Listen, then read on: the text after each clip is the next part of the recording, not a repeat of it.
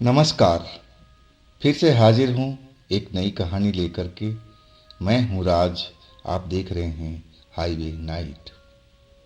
ये कहानी जो मुझे शेयर किए हैं उनका नाम सुनील कुमार है। सुनील कुमार मध्य प्रदेश के रहने वाले हैं। ये घटना इनके साथ में 2007 में घटी थी, जब वो शहर से अपने गांव की तरफ एक बस में सफ़र करते जा रहे थे, गांव की ओर। तो क्या हुआ था उनके साथ में, क्या घटी थी घटना, जानने के लिए चलते हैं इनके इस कहानी में।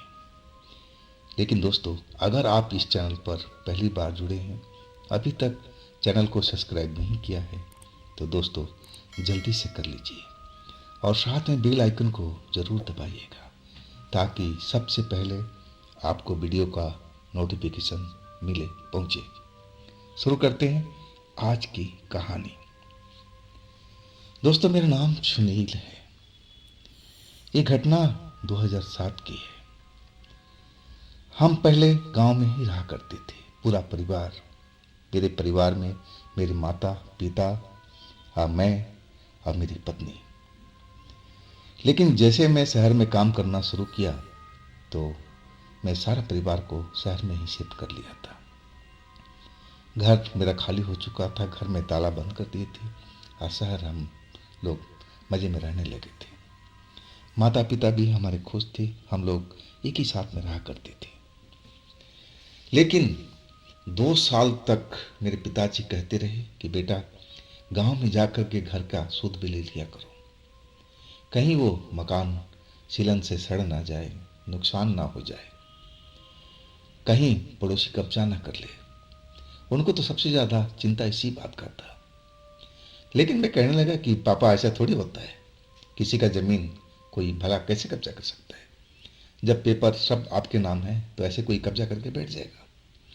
लेकिन वो कहने लगे थे कि बेटा, गांव के लोगों को नहीं जानते हो, वो ज़रूर कुछ न कुछ कर लेंगे, तुम्हें जाना चाहिए, जाकर देखना चाहिए, घर को खोल कर साफ सफाई करना चाहिए। लेकिन मैं उनको टालता रहा कि ठीक है, अगले महीने चला जाऊंगा, और फिर अगला महीना। इस तरह करते करते मैं 1 साल तो ऐसे ही खींच दिया था। और तब वो नाराज़ हो गए थे और वो खुद जाने के लिए तैयार हो गए कि अगर तू नहीं जा सकता तो मैं जाता हूँ। तब आखिरकार मुझे गांव की तरफ निकलना पड़ा था, वो भी 2 साल के बाद में। एक लंबा अरसा हो गया था। अब मैं भी खुश था। मैं भी उस गांव में पला बढ़ा, जवान हुआ, शिक्षा ग्रहण किया, तो उस गांव से मुझे भी लगाव था। एक सुखद अनुभूति हो रही थी उस गांव की तरफ जाने में। मैं बस में सवार हुआ। अब मुझे पता था कि मैं जिस बस में बैठूंगा, अब वो सुबह 4 बजे के बाद ही उतारेगी, क्योंकि पहले पुराना रोड था। लेकिन अब क्या हुआ था ना कि रोड बिल्कुल नया बन चुका था, मक्खन की तरह से। अब 2 घंटा का जो सफ़र था कम हो चुका था। लेकिन मैं तो पुराने ख्यालात में था कि आज भी बस ऐसे ही चलती होगी, सड़कें टूटी फूटी होगी। लेकिन हालात अब बदल चुके थे। जो मुझे सुबह 4 बजे पहुंचना था, अब मैं 2 बजे ही पहुंच गया था। और जिस बस अड्डे पर मैं उतरा, वो तो पुराना हो चुका था। अब नया चमचमाता हुआ बस अड्डा 2 किलोमीटर दूर बन चुका था। लेकिन मुझे तो इसी जगह पर उतरना था। यहाँ से मेरी गांव नज़दीक था। और दूसरी चीज़ थी कि यहाँ चौराहा था और यहीं पर मेरे गांव जाने का साधन मिला करते थे। हालांकि बस के कंडक्टर ने बोला कि बाबू, आपको यहाँ नहीं उतरना चाहिए, आपको मेन बस अड्डा पर चलना चाहिए, सारा साधन वहीं से मिल जाएगा। लेकिन इस वक्त में नहीं, सुबह में मिलेगा। तो मैं सोचा कि आखिर मैं 2 किलोमीटर दूर ही आगे क्यों जाऊँ, जबकि रोड मेरा गांव का इसी तरफ से जाता है, तो भला इतनी दूर जाके फ़ायदा क्या है। मैं यहीं उतर जाता हूँ और यहीं पर इंतज़ार कर लूँगा। पुराना बस अड्डा तो है ही ना, कहीं टूटा फूटा तो है नहीं अभी। और आखिरकार मैं बस से उतर गया था। बस आगे चली गई। मैं बस से जब उतरा ना, तो वाकई अभी अंधेरा था। आधी रात के आसपास हुआ था, 2 बजे। कोई ज़्यादा रात तो नहीं होती, सुबह तो नहीं होता। और मैं देखने लगा, पुराना बस अड्डा में कोई दिखाई नहीं दे रहा था। हर तरफ अंधेरा ही अंधेरा था। हाँ, एक आध लाइट जरूर जल रही थी रोड के साइड में, और उससे थोड़ी बहुत रोशनी नज़र आ रही थी। अब वहाँ पर सीमेंट के बेंच बने हुए थे। पहले तो मैं चौराहे पर गया जो बिल्कुल पास में था, लेकिन वहाँ पर कोई टेम्पो, कोई थ्री व्हीलर, कोई रिक्शा अभी था ही नहीं। इसका मतलब था कि मुझे सुबह तक इंतज़ार करना था, 4 बजे तक, 5 बजे तक, और फिर तो साधन मिलना शुरू हो जाते। मैं तो यही समझ करके बस में बैठा था, लेकिन मुझे नहीं मालूम था कि गांव की सड़कें चकाचक बन गई है। अब मैं 2 घंटा पहले यहाँ पर आ चुका हूँ। आखिरकार मैं थक हार करके जब देखा कि कोई साधन नहीं है, तो मैं उसी सीमेंट की बेंच पर जाके पुराने बस अड्डे के अंदर बैठ गया। एक थैला था मेरे पास में, कोई ज़्यादा सामान भी नहीं था, पानी की बोतल थी, और गर्मी का टाइम था, प्यास तो लग रही थी। अब मैं पानी का बोतल बैग से निकाल करके घूंट घूंट पीने लगा, ताकि थोड़ा प्यास बुझे और मुझे आराम भी मिले। और तभी मैं देखा, मैं पहले आया था तो वहाँ पर कोई भी नज़र नहीं आ रहा था, पूरा जगह खाली था, पुराना बस अड्डे का। बेंचे कम से कम 8-10 बना हुआ था, सब की सब खाली था। अब मैं एक साफ सुथरा बेंच पर जाकर के बैठा था, बाकी बेंच तो मुझे गंदी फंदी दिख रही थी। लेकिन कोई भी इंसान की जात उन बेंचों पर कोई भी न बैठा हुआ था न लेटा हुआ था। लेकिन जैसे ही पानी का ढक्कन खोल करके मैं पीने लगा, और तभी देखा आवाज आई एक औरत की, बाबू थोड़ा सा पानी मुझे भी दे दो। मैं चौंक गया, हैरान रह गया कि मैं जब यहाँ पर आया था तो कोई था नहीं, तो आवाज कहाँ से आई। मैं जब पलट कर देखा आवाज की दिशा में, तो हमारी थोड़ी दूरी पर जो सीमेंट का बेंच था जो खाली था, गंदा था, जिस पर मैं बैठा नहीं, और उस पर एक औरत बैठी हुई दिखाई दी, सफेद कपड़ों में। कपड़ा बिल्कुल लाइट मार रहा था, सफेद कपड़ा। अब मैं पानी एक दो घूंट पिया, उसकी तरफ देखने लगा। तभी वो बोली कि बाबू अगर आपके पास पानी है तो थोड़ा पानी दे दो, मुझे प्यास लगी हुई है। अब भला मैं पानी के लिए कैसे मना कर सकता हूँ, खास करके किसी औरत को। मैं बोला जी जी अभी मैं ला रहा हूँ, आप बैठे रहिए, वहीं आके देता हूँ। मैं सोचा कि कोई अधेड़ व्यक्ति होगी, अधेड़ महिला होगी, मदद करना चाहिए। आवाज़ भी ऐसी मुझे सुनाई दी थी, भारी आवाज़ थी। अब मैं पानी की बोतल लेकर के चल पड़ा था। मुझे अगर मालूम होता कि मैं वहाँ जा कर के अब मैं फंसने वाला हूँ, मरने वाला हूँ, तो मैं तो उस जगह से भाग लेता। लेकिन मैं तो अनजाने में उस बेंच की तरफ बढ़ता जा रहा था, जो मेरी मौत के कारण बनने वाली थी, बन सकती थी। और मैं चल पड़ा पानी की बोतल लेकर के। जब मैं उस बेंच के पास बैठा गया तो देखा कि सफ़ेद कपड़ों में एक 25 से 30 साल की अंदर की औरत होगी, सुंदर सी थी, बाल काले थे, खुले हुए थे, और वो मेरी तरफ देख रही थी, एक आम औरत की तरह नजर आ रही थी उस वक्त में। और कहने लगी, पानी का बोतल मैंने उसको पकड़ा दिया, तब वो बोली बहुत बहुत धन्यवाद। और पानी का 2-4 घूंट पिया और फिर बोतल बेंच पर रख दी।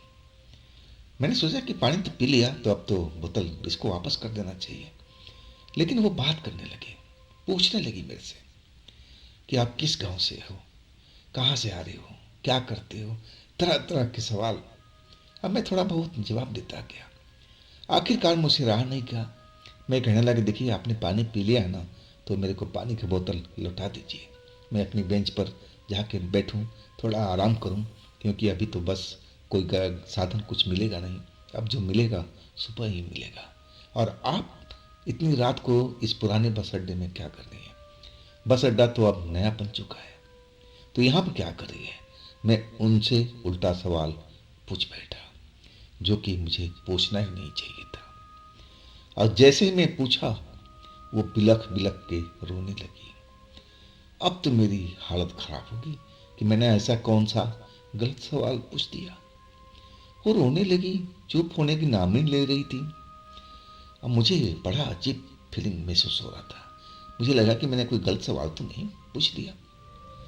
और मैं कहने लगा कि देखिए आप जो भी हो, आप शांत हो जाइए, बताइए मेरे से क्या तकलीफ है, क्यों रो रही हैं आप इस वक्त में।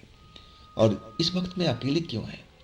क्या आपका घर परिवार नहीं है जो इस वक्त में यहाँ बैठी हुई है बेंच पर? अब वो रोते रोते कहने लगी कि नहीं, मेरा कोई घर परिवार नहीं है, मैं अकेली हूँ इस दुनिया में। हाँ, मुझे तो बड़ा झटका सा लगा। जवान औरत, चेहरा सुंदर, कपड़ा जो था सफ़ेद कपड़ा अच्छा लग रहा था। ये अकेले कैसे हो सकती है? मुझे विश्वास ही नहीं हुआ। मैंने बोला कि देखिए, झगड़ा तो हर घर में होता है। मुझे लग रहा है कि अपने घर से आप रूठ करके इस जगह पर भाग गई हैं। ऐसा नहीं करना चाहिए था आपको। आप अपने घर लौट जाइए। इसी में आपकी ही भलाई है, आपके घर वालों की भी है। ऐसा नहीं करना चाहिए आपको। और जैसे ही मैं ये बोला, वो औरत जो सुबक रही थी, रो रही थी, और वो गुस्से में हो गई।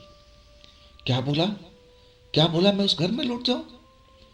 अब तो उसका रंग ढंग बदलने लगा। वो देखते ही देखते जो सुंदर सा चेहरा था अब एकदम भयानक होने लगा था। अब मैं देख करके एकदम आश्चर्य में डूब गया कि इस औरत को क्या हो रहा है। इसका चेहरा मोहरा क्यों बदल रहा है भाई? ये क्या हो रहा है? मैं एकदम सत्ते में आ गया था, एक तरह से सदमे में आ गया था। मैं हिल रहा था ना डोल रहा था, मैं बस एक टक उसकी तरफ देखते जा रहा था। और वो उठ करके बेंच से खड़ी हो गई। अब मेरे बाल पकड़ करके उसी बेंच के नीचे जमीन पर गिरा दिया। अब मैं जैसे अभी सदमे से उबर नहीं पा रहा हूँ। न जाने मेरे साथ में उस औरत ने क्या किया था। मैं तो बिल्कुल हिल डुल नहीं रहा था। ऐसे मेरे साथ में हो गया कि मैं लकवाग्रस्त हो गया हूँ। मेरा शरीर का अंग कोई काम ही नहीं कर रहा हूँ। आखिर कौन है ये औरत? इतना भयानक रूप इसका कैसे हो गया? मैं इस खौफ से बेहद डरा हुआ था। और तब तक वो औरत मेरे सीने पर सवार होकर के मेरे गला को दबोचने लगी और कहने लगी, मैं घर लौट जाऊं, घर लौट जाऊं, तू मुझे घर भेजेगा? मुझे तो मारने की कोशिश करने लगी। तब मुझे सदमा टूटा था। जब वो गला दबाने लगी, सांस रोकने लगा ना, तब मैं सदमे से बाहर आया था। और तब मैं चुड़ैल को धक्का दिया जो एक चुड़ैल बन चुकी थी, और वो दूर हट गई एक झटके से ही मेरा। अब मैं वो एक पल नहीं गंवाया वहां पर। बैग जो अपना था जिसमें मेरे कपड़े लगते थे, मैं उसको तो छोड़ ही दिया कि जान बचेगी तो ऐसा कपड़ा बहुत बार आएगा। लेकिन इस वक्त मुझे अपनी जान बचानी चाहिए, भागना चाहिए। और मैं अगले पल उस बस अड्डा के अंदर से निकल गया। दौड़ता रहा, चौराहे पर जाकर के सांस लेने लगा। अब वहाँ पर एकादुक्की ट्रैफिक चल रही थी, ट्रक चल रहा था जो रात को ज़्यादा सफ़र करते हैं। अब मैं हाथ देने लगा एक ट्रक वाले को, चिल्लाते जा रहा था, भैया ट्रक रोक दो, ट्रक रोक दो, मेरी जान खतरे में है। और आखिरकार कई ट्रक तो निकल गए, लेकिन एक शरीफ ड्राइवर जो था वो ट्रक रोक दिया और कहने लगा, बाबू कहाँ जाओगे इस रात में? मैं बोलने लगा, भाई यहाँ तो मेरी जान खतरे में है, मुझे ट्रक के अंदर बिठा लो। मैं अपने गांव का नाम बताया कि मुझे अपने गांव पर जाना है। तब वो बोला कि बाबू डरो मत, आप अंदर आ जाओ। अब फिर वो मुझसे पूछने लगा कि क्या हुआ था, विस्तार से बताओ ट्रक चलाते हुए। और तब मैंने उससे सारी घटना बताई कि ड्राइवर साहब ऐसे ऐसे मेरे साथ में घटना हुआ बस अड्डे में। तब वो कहने लगा, बाबू जब कंडक्टर ने आपको बता दिया था कि नए बस अड्डे में चले जाओ, तो आप यहाँ पर क्यों उतरे? यहाँ तो कोई साधन भी नहीं है, देख लिए ना। और जब वो बोल रहा था कि सबको साधन वहाँ मिल जाएगा, लेकिन सुबह मिलेगा, तो आप वहाँ सुरक्षित रहते ना, वहाँ तो और लोग भी होते हैं, यहाँ तो कोई नहीं था ना। उसकी बात मुझे समझ में आ रही थी। जो कुछ वो ड्राइवर बोल रहा था मेरे भले के लिए बोल रहा था, लेकिन अब सब तो लेट हो चुका था। अब मैं एकदम बेहद घबराया हुआ था। और वो ड्राइवर मुझे पानी दिया कि आप पानी पियो, सब ठीक हो जाएगा, डरो मत। अब तो वहाँ से भाग आए हो ना, अब चुड़ैल आपका क्या बिगाड़ेगी? लेकिन उसकी कहना गलत था। वो चुड़ैल मेरे शरीर में साया बन के समा चुकी थी। मैं घर तो पहुंच गया, उस ड्राइवर ने मेरे गांव के पास में उतार दिया था। घर भी पहुंच गया मैं, और सारा घटना मेरे परिवार को बता भी दिया। तब तक मैं बिल्कुल सही था, सुबह तक मैं सही था। अब थका हुआ था सफ़र का, तो नींद भी आ गई। और जैसे ही मेरी आंख खुली ना, तो मेरा सारा शरीर आग की तरह जल रहा था। मैं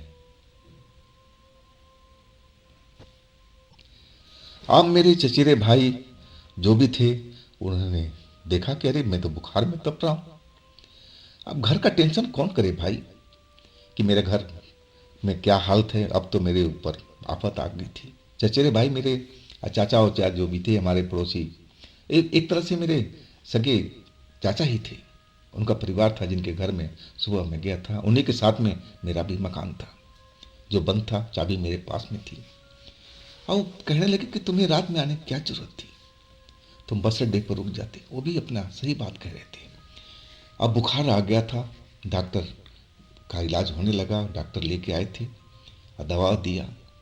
अब बुखार उतर भी रहा था, लेकिन जो कमजोरी मुझे आ गई ना, तो उससे मैं चल फिर नहीं पा रहा था। एक ही रात की बुखार में शायद वो घटना का ही असर था। आप मैं चाबी दे दी अपने चचेरे भाइयों कि भाई घर जरा खोल करके साफ सुफ करवा दो, जैसे मेरा शरीर सही हो जाएगा मैं अपना शहर लौट जाऊंगा। और कमजोरी हो गई थी। भाइयों ने मेरा मदद किया, घर को साफ सुफ करवाया, चाबी फिर मुझे वाह करके दे दिया वापस। अब बोले भैया अब थोड़ा घर का मरम्मत की ज़रूरत है, कई जगह पर सीलन नज़र आ रही है, कहीं घर आपका गिर ना जाए, तो अगली बार आओगे ना तो इसका इंतज़ाम ज़रूर करना, मरम्मत कराने का। मैंने बोला हाँ। और इसके बाद शाम को 4 बजे के आसपास मुझे थोड़ा बेहतर महसूस होने लगा था। अब मैं बोला अपने भाइयों से, चचेरे भाइयों से, चाचा से कि मुझे बस में बिठा दें, मैं शहर में चला जाऊंगा और किसी बड़े डॉक्टर से इलाज कराऊंगा। लेकिन उन्होंने मना किया कि नहीं, ऐसे हालात में बस में सफ़र करना वो भी अकेले ठीक नहीं है। लेकिन मैं माना नहीं। अब मैं अपने चचेरे भाइयों के साथ बस स्टैंड पहुंच गया था नए वाले पर, और वहाँ से मैंने अपना बस लिया शहर के लिए। मैं सुरक्षित पहुंच गया था अपने शहर वाले गाँव घर में। सारा हाल मैं अपने पिताजी को, माँ को, अपनी पत्नी को, सबको बता दिया। और वो मेरी हालात सुन करके वो भी लोग डर गए थे। अब मम्मी जो थी पापा को दोष दे रही थी कि तुम्हें ही ज़्यादा जल्दी थी ना घर को देखने के लिए, तुम्हारे कारण से सब कुछ हुआ है। लेकिन मैं समझाने लगे माँ ये तो किसी के साथ में हो सकता है, इसमें पापा का क्या दोष है। और आखिरकार मेरा इलाज सही डॉक्टर के पास चलने लगा। 15 दिन तक इलाज चलता रहा, लेकिन दवा का असर नहीं हो रहा था। बुखार जरूर छोड़ देता था, एक आध दिन छोड़ देता था, मैं ठीक भी हो जाता था, और फिर दोबारा से बुखार आ जाता था। और तब पिताजी को लगने लगा कि झाड़ फूक की जरूरत पड़ेगी, शायद उस चुड़ैल का ही असर है। और फिर एक मंदिर में गए थे, बजरंग बली के मंदिर में, पंडित जी से बात करके आए थे। अब मुझे भी ले गए थे। पंडित जी ने मुझे देखा, अब बोला कि अब डरने की बात नहीं है, तुम भगवान के दरबार में आ गए हो। और वो तंत्र से कुछ पूजा पाठ की। अब मुझे एक लाल धागा हाथ में कलेवा जैसा था बांध दिए। अब बोले कि शाम के शाम जब भी तुम्हारे पास टाइम हो आरती में जरूर भाग लो बजरंग बली का। अब वैसा ही मैं करने लगा था, जब भी मेरे पास टाइम होता था। अब अपना काम भी तो संभालना था। अब लेकिन इस काम में करीब 15 दिन तो जरूर लगा था। एक आध दिन गैप दे करके मैं जो आरती होती थी शाम की उसमें जरूर भाग लेता था। आज जब मैं आरती में होता था ना, तो मेरा कुछ सुखद एहसास होता था, शरीर बिल्कुल हल्कापन हो जाता था। अब फिर बाद में वही शरीर भारी भारी सा लगने लगता था। लेकिन मंदिर ने काम किया था। 15 दिन के बाद अब मैं पूरी तरह से स्वस्थ हो गया था। इसके बाद तो मैं गांव जाने के ओर बिल्कुल मना ही कर दिया था पिताजी को। हाँ, लेकिन प्रॉपर्टी अपनी थी, कैसे छोड़ सकता था। लेकिन अगली बार जब गया था ना मरम्मत कराने के लिए, तो मैं पूरा परिवार के साथ गया था। 15 दिन तक गांव में रुका था। अब पूरा साफ सफाई करवा करके, घर का मरम्मत करा करके, अब चाबी अपने चाचा को ही हवाले कर दिया था कि अब आप संभालो, देखभाल करो, हम लोग तो आते रहेंगे जाते रहेंगे। इसके बाद हम शहर आ गए थे। तो दोस्तों ये थी सुनील कुमार जी की अपनी कहानी। अगर आपके पास भी ऐसी कोई घटना है या फिर कोई कहानी है, तो आप मुझे इंस्टाग्राम पर या मेरे व्हाट्सएप नंबर पर आप शेयर कर सकते हैं। दोस्तों ये भी चैनल आप ही का है। तो इसको भी अपना प्यार दीजिए, लाइक कीजिए, सब्सक्राइब कीजिए, शेयर कीजिए। और फिर हम मिलते हैं अगले रोज़ एक नई घटना, एक नई कहानी में। आप लोग अपना ख्याल रखिएगा। नमस्कार।